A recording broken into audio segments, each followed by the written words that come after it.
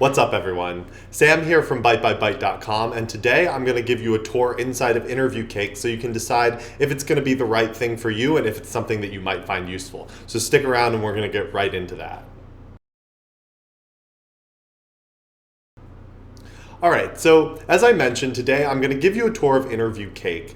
And this is a really cool product that you may have seen before. I think it comes up for a lot of people when they're looking at things to use to prepare for their interviews. And I just want to show you around so that you can decide if this is going to be the right product for you. And I do have to give you a quick disclaimer up front. I am an affiliate for this product, so I do get a commission if you buy through my link. But the other thing that you get, which is really awesome, is you also get a 50% discount on the product. So if you watch this video and you decide, yeah, I want to join Interview Cake, I do get a commission, but you also benefit from that and it costs nothing to you. So just keep that in mind. And let's get into the actual product. So first I want to talk a little bit about Interview Cake and sort of where it came from. So here's a picture of Parker. It's going to be somewhere on the screen here that I'll put it up. And Parker is the guy who founded Interview Cake back in 2013.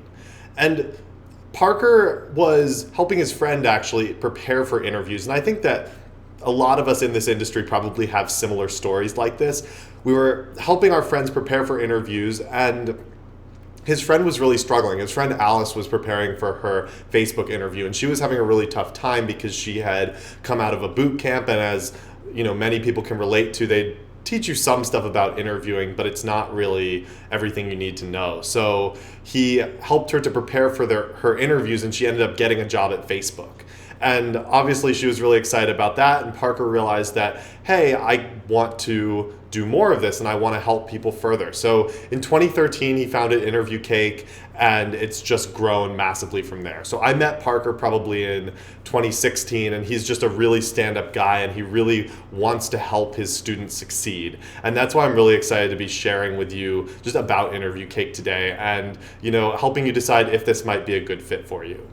So let's actually get into the product itself. And you can see here, I'm logged in, but this is what you're going to see basically when you come to the site. And so we're going to go ahead and we're going to go into the full course here. And just for starters, we have a table of contents.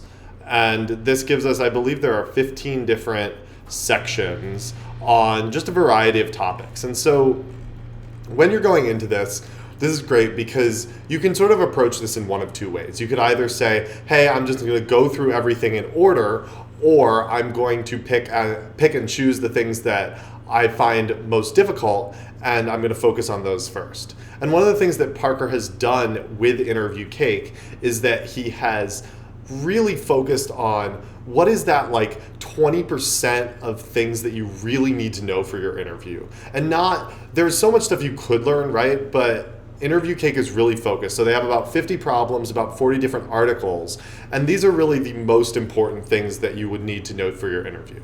So let's look at a sample of one of these articles. And a lot of these are actually, another thing that I love about this is that a lot of this is accessible even without a subscription. So I highly encourage you to come on here. If you go to the glossary tab, there are all these different options here that you can take a look at, even if you're not logged in. So if we go to interviewcake.com and you want to check it out, we can go to, for example, Brute Force Solutions, and we can see the article here. Or we can even go to the full course and see the entire, see everything that's in here and check out this same data structures post. We can see all of this content that's in here. So I highly recommend that, if you're unsure about Interview Cake, you come in and check it out, because just look at how much is in here. I love this post in particular because Parker went super deep on all of the details here. So this is on LinkedIn's and arrays, and we have hash tables down here, and it just goes really deep, which is awesome. And you can also see some of the practice problems. So there's sort of two components of that really make up Interview Cake. There's these articles, which are really in-depth, and I love these. And there's also the practice problems. So with the practice problems, this is something that is really useful. They are trying to make this so that you can have that interview experience as you're going through the problem and as you're practicing, because this is going to be super important for you to actually have that experience when you're preparing for the interview. And you can see here's an example of we're building some calendar tool, and what I love about this is, let's say that, you think you know what the answer is. Or actually, let's say you're going through the problem and you're getting stuck. Well, then you have these two options down here, and we can click Tell Me More. And what this is going to do is it's going to reveal part of the explanation. And so it's basically going to reveal the beginning of the problem. And it's going to help us, give us like lots of hints where we can, if we're stuck on the problem, we can continue to sort of look at more and more hints until we get to the point where we feel confident solving the problem on our own.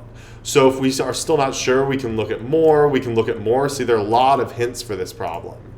It actually goes on for quite a long time. We can keep going. And then we have this whole detailed breakdown of the problem. And we have, then once we think we've solved the problem, we have the solution here as well, which goes all the way down here. And so a couple things to point out here. One is that everything is multilingual. And so we can select whatever programming language we want to use. So let's say we wanted to do it in Ruby. It actually even updates things like these little tags in the article, right? So it's going to update everywhere. If you can see, if we set it to Ruby, we can also set the programming language overall at the top. So maybe we want to do Objective-C instead. You can see literally everything is updated, and they've spent a lot of time doing this so that you can see exactly what you are going to see in your interview, rather than worrying about, oh, well, this is in Java and I'm doing all of my programming in Objective-C, for example. So you can set this at a system level. And even beyond that, let me see if I can find an example of this for you. If we go into the like articles here, whenever you have these sample blocks of code, you can see even for this, it's updated it to our language that we chose.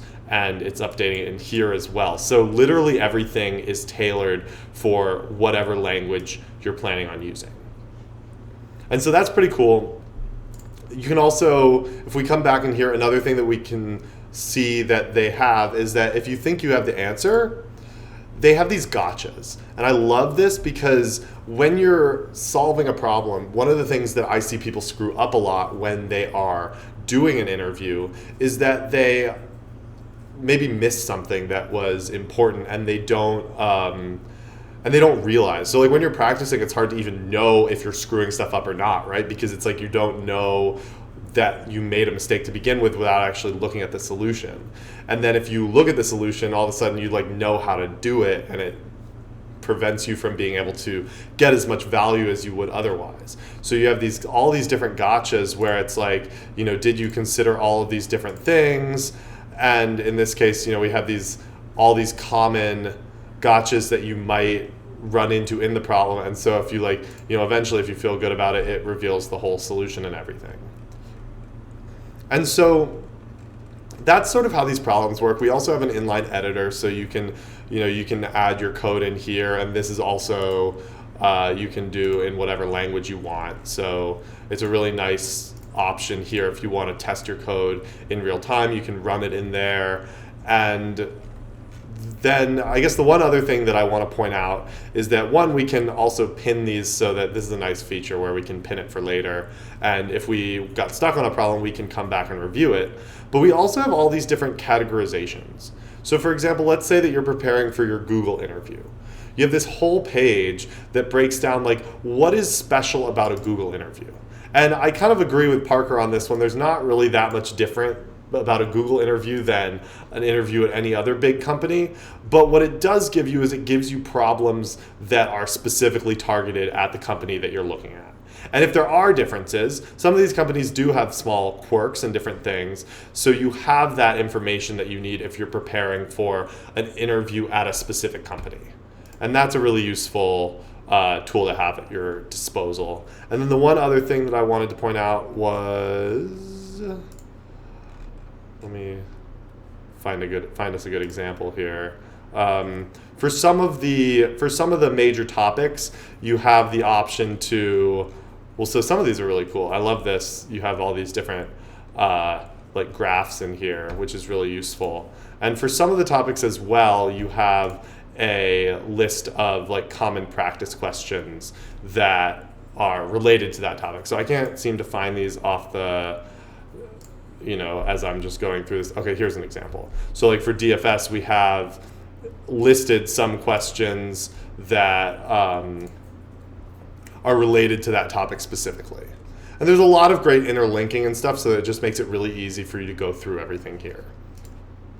And that's basically, a quick overview of what you get when you sign up for Interview Cake. So I think, things that I really like about this, the content is really focused. And so because it's focused, you are getting that small percentage of stuff that's like the most important. And so you're not wasting your time studying literally everything. You're really focusing your studying on the most important parts. In addition, the content is like really high quality. So, you saw just how much detail there was. If I go into, and it wasn't just that one problem, like I go into any of these practice problems, you can just see like how much stuff there is. Like look at how much explanation there is here. And we have these little pop-ups as well, so we can see if we're stuck on a specific concept, we can read about that right here. And they just made it really easy to use, which I love about this, which I love about Interview Cake. It tracks where you were, which is nice. And you can select a random question as well, so if you just want to practice, that's a nice option. Other things about it that might be useful for you to know. A couple things that I'm not a huge fan of, but so depending on who you are, they might be a deal breaker, they might not be. It's a subscription product, which is not my favorite thing. So that means that they just added a 3-week subscription, which is a really nice, cheaper option if your interview's coming up super soon and you just want to, get it for that short period, or there's a 1-year subscription.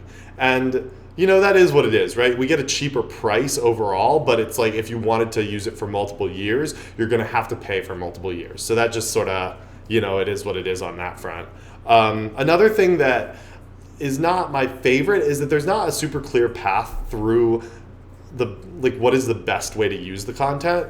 So as you can see, we sort of have this index, and it almost functions sort of like a book, right? Like it functions like an interactive textbook, I guess, where it's like you just have everything is categorized by type of thing, and there's not really any sort of way for you to say, okay, I'm going to the only ordering there is like going through everything just in the order that is written. And I'm not convinced that that's necessarily the best order. I think that mixing things up can be really valuable, and categorizing stuff in this way where it's categorized just by topic is not always the best way to study. So like if you're looking for a really structured thing, this might not be the right thing for you. But if you're the person who this is going to be really great for is someone who you already know a lot of what you need to know, but you just want to make sure that you're honing those like core skills that you really need to know for your interview, and that you have that down so that you're not worrying too much when you go into the interview about like, oh, well, what if I missed some really important thing? Interview Cake really focuses on like, what are the core topics you need to know? And so I highly recommend that you check out Interview Cake if this sounds interesting to you. As I mentioned, you can test out a lot of this stuff for free. And so if you want to do that, the best way to do this is if you go to bytebybyte.com/interviewcake, all one word, Interview Cake, and I'll put a link in the description below, you'll get our 50% off discount for Interview Cake, so that you can check it out first. You don't have to buy it right away, but using that link you'll be able to get the discount code, and you'll be able to get it for, as I'm recording this, it's $125 for the 1-year subscription, and it's $75 for the 3-week subscription. So definitely check it out. I'll be curious to know what you think, and thanks for joining me today, and I'll look forward to talking to y'all again very soon.